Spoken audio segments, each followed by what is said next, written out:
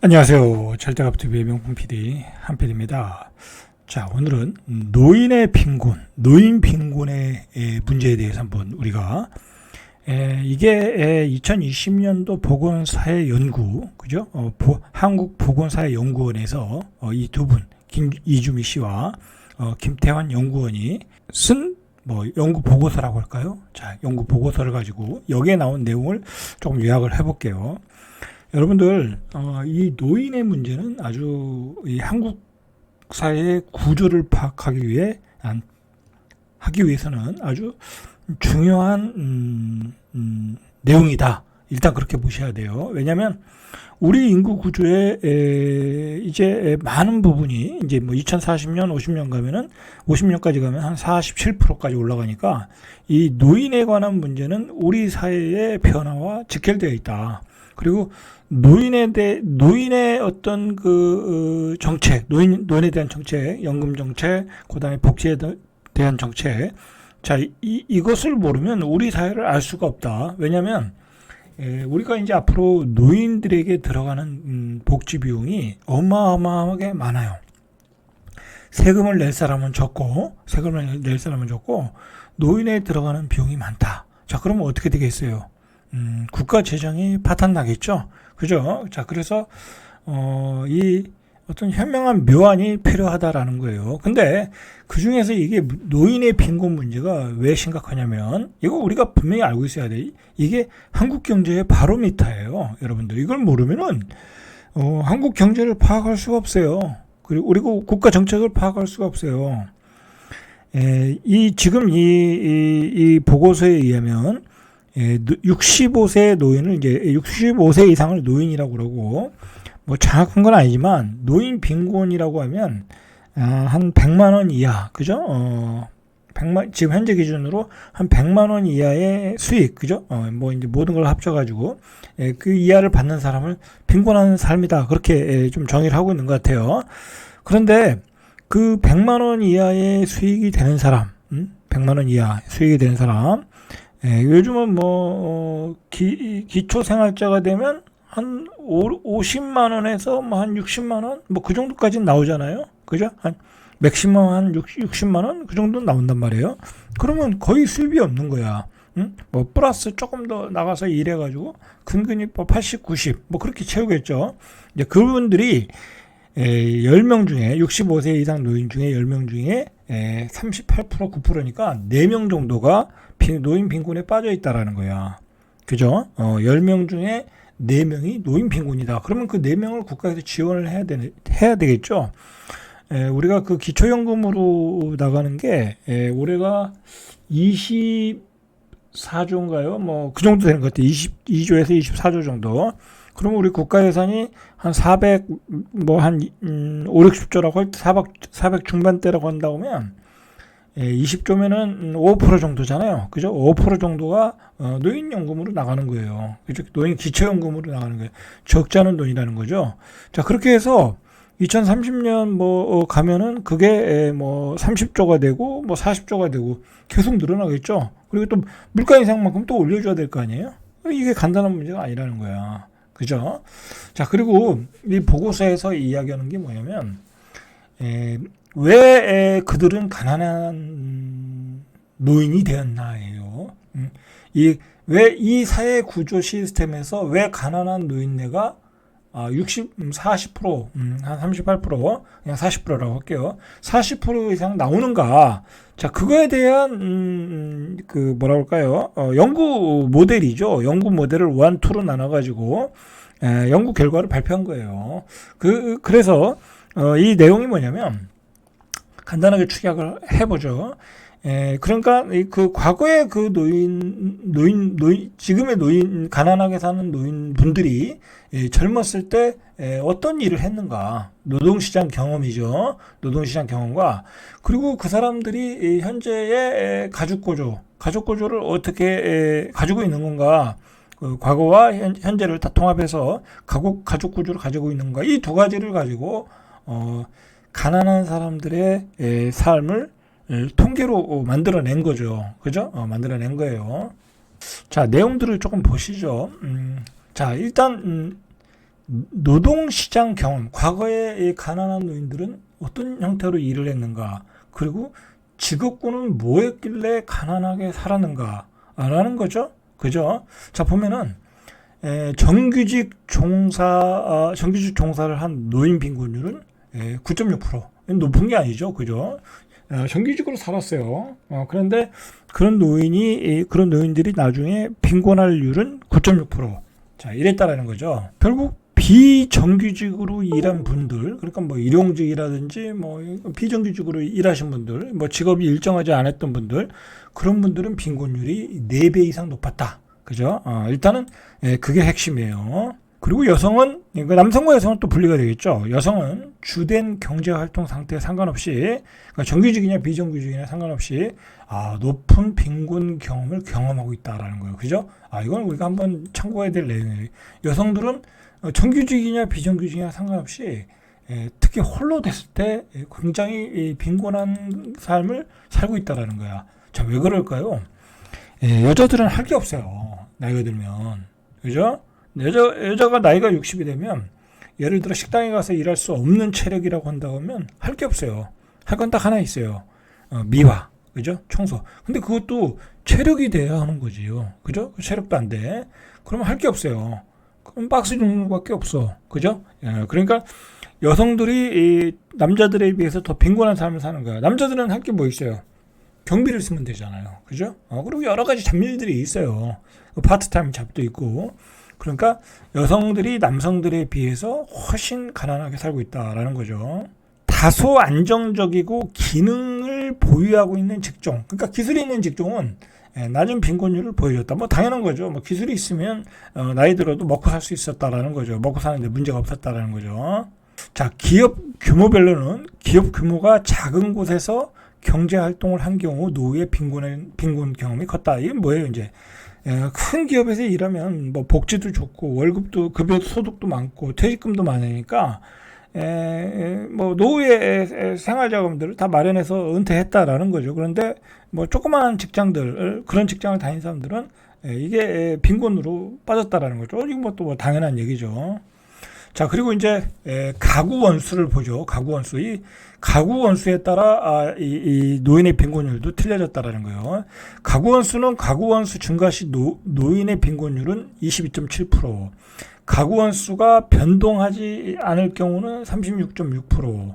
그러니까 노인들이 이 가구 원수가 많이 살수록 또는 증가할수록 이 빈곤율이 떨어졌다라는 거예요. 그죠?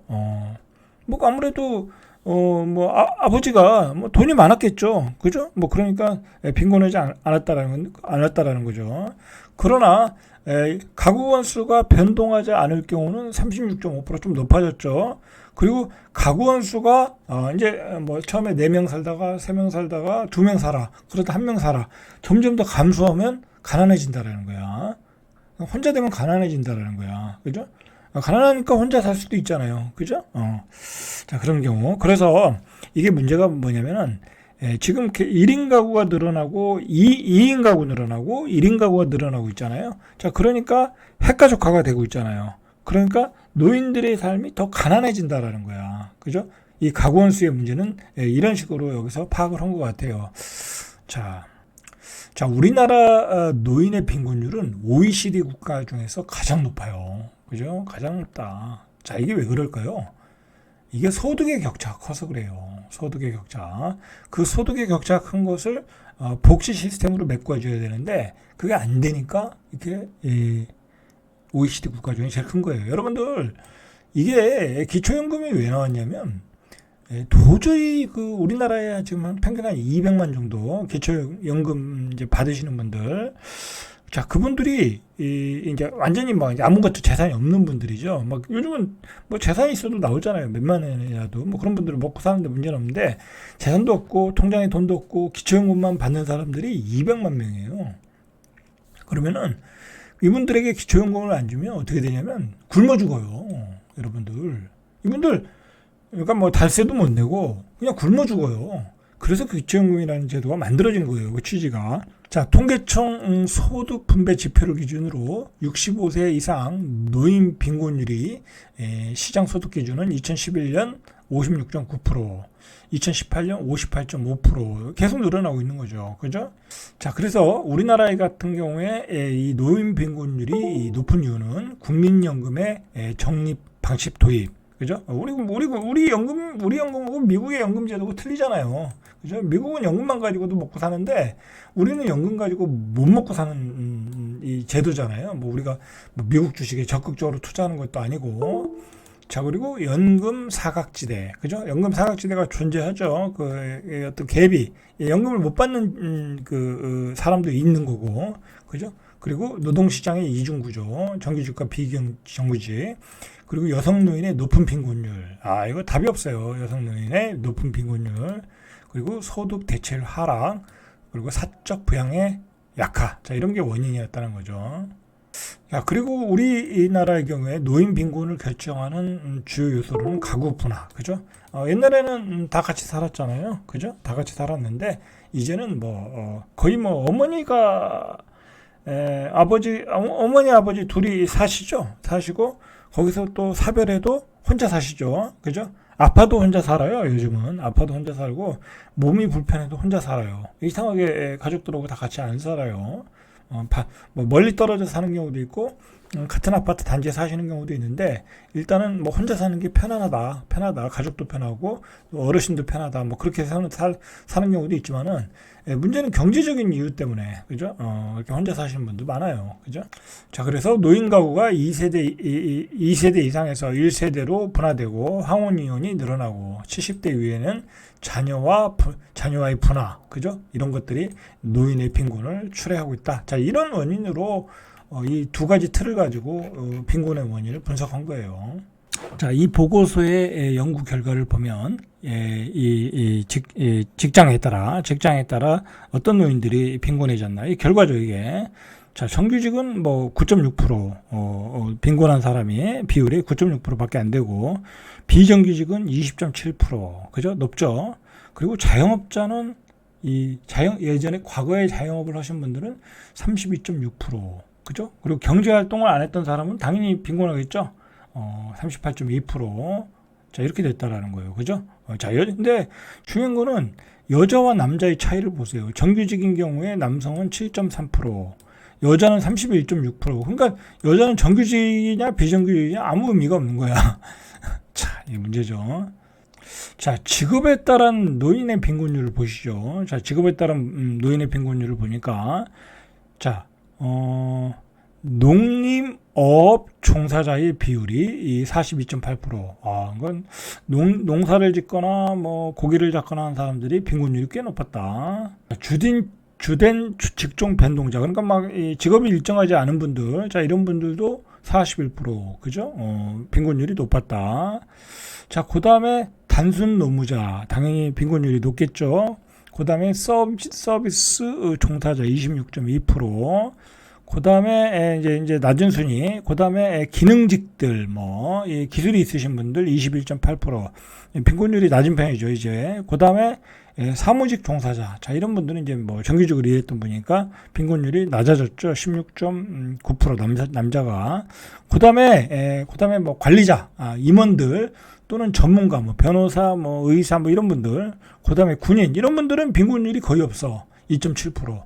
자, 이게 이 연구 결과의 마지막 보고서의 내용이에요. 그죠? 자, 직업은 정규직, 비정규직, 거기서 판단이 되고, 그 다음에 이 세부적으로 보니까 군인, 전문가들은 거의 빈곤한 삶을 안 살고, 역시 사무 종사자들은 노후를 다 준비했고, 가장 어려웠던 분들은 농업 종사자들, 그 다음에 직업이 일정하지 않으신 분들, 그 다음에 단순 노무자들, 자, 이런 분들. 문제는 여성들은 상대적으로 다 높았다. 이제 그런 점이 문제가 되는 거고요. 자, 가구 원수의 변화에 따른 노인 빈곤율을 보면 가구 원수가 증가했을 때는 토탈로 볼 때 남자 여자 합쳤을 때 23.8%. 그죠? 23.8%로 빈곤율이 그나마 좀 낮았고, 가구원 수를 유지했을 때도 33%, 그죠? 가구원 수가 감소되니까 요거는 뭐 토탈로 봐야 되나요? 28.1%, 그죠? 높았죠. 그러니까 가구원 수가 증가를 했을 때 노인 빈곤율이 떨어졌다, 그죠?